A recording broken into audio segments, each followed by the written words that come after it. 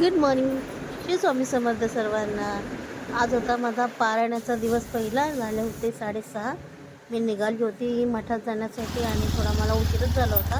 त्यानंतर माझे मिस्टर आले, त्यांनी माझ्या आहोंनी मला सोडलं होतं रोडला, हायवेला. आणि त्यानंतर तिथं मी बस पकडली आणि बस पकडून मी पोचली होती लोकमान्य डेपोमध्ये मी सरळ निघाले आणि सर्वात आधी मी दर्शन घेतलं म्हणजे साईनाथ महाराजांचं, साईबाबांचं दर्शन घेतलं. त्यानंतर आणि इथे सुंदर अशी रांगोळी काढणं चालू होतं आणि इथे औदुंबराचं वृक्ष होतं, त्याच्यावरती रांगोळी काढली जात होती. आणि त्यानंतर मग मठात गेली आणि स्वामींचं सुंदर असं दर्शन झालं.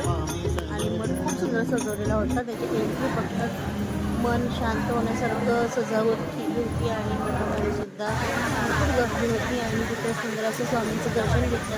त्यानंतर आम्ही जे पण आम्ही सेवेकरी आम्ही पारायणाला बसलो होतो, आम्ही सर्वांनी आपापली जागा घेतली होती. आणि त्यानंतर आम्हाला आमचं जे गुरुचरित्राचं पुस्तक होतं, ते दत्तगुरूंचं गुरुचरित्र, ते आम्हाला घेतलं होतं आम्हाला मिळालं होतं. आणि त्याचं वाचन करण्यासाठी त्याच्या पुस्तकाची पूजापाठ झाली होती. आणि त्याचप्रमाणे आजचा पहिला दिवस होता. त्यानंतरला दुपारी 12 ते 12:30 या वेळेमध्ये श्री दत्तगुरू यांची भिक्षा मागण्याची वेळ असल्या कारणाने पूजापाठ किंवा आपलं गुरुचरित्र वाचन सर्व काही थांबलेलं असतं. त्यानंतर माझं आज 1 ते 9 अध्याय वाचून झाले होते. त्यानंतरला आज मठामध्ये जेवण होतं आणि असा गेला आमचा दिवस, पहिला दिवस पारायणाचा.